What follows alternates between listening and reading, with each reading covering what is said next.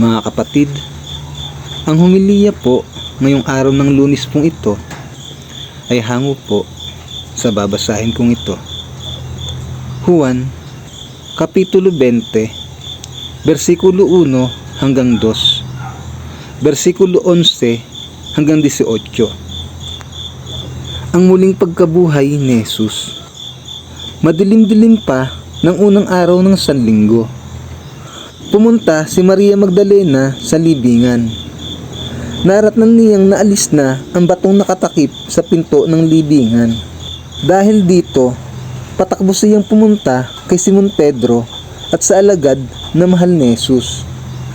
At sinabi sa kanila, may kumuha sa Panginoon mula sa libingan, at hindi namin alam kung saan siya dinala.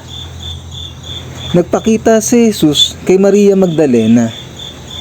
Si Maria ay nakatayong umiiyak sa labas ng libingan.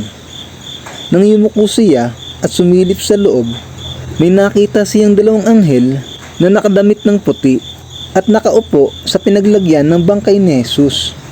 Ang isa'y sa gawing ulunan at ang isa namay sa paanan. Tinanong nila si Maria, "Babae, bakit ka umiiyak?" Sumagot siya, "May kumuha po sa aking Panginoon at hindi ko po alam kung saan siya dinala." Pagkasabi nito'y napalingon siya at nakita niya si Jesus na nakatayo roon. Ngunit hindi niya nakilalang si Jesus iyon. Tinanong siya ni Jesus, "Babae, bakit ka umiiyak?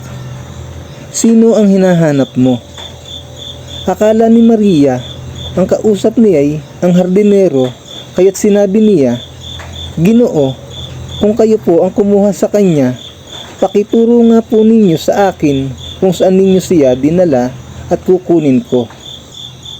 "Maria," sabi ni Jesus.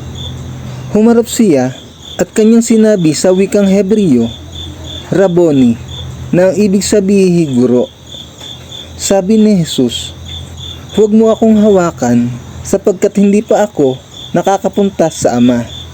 Sa halip, pumunta ka sa aking mga kapatid at sabihin mo sa kanila na aakyat ako sa aking Ama at inyong Ama, sa aking Diyos at inyong Diyos."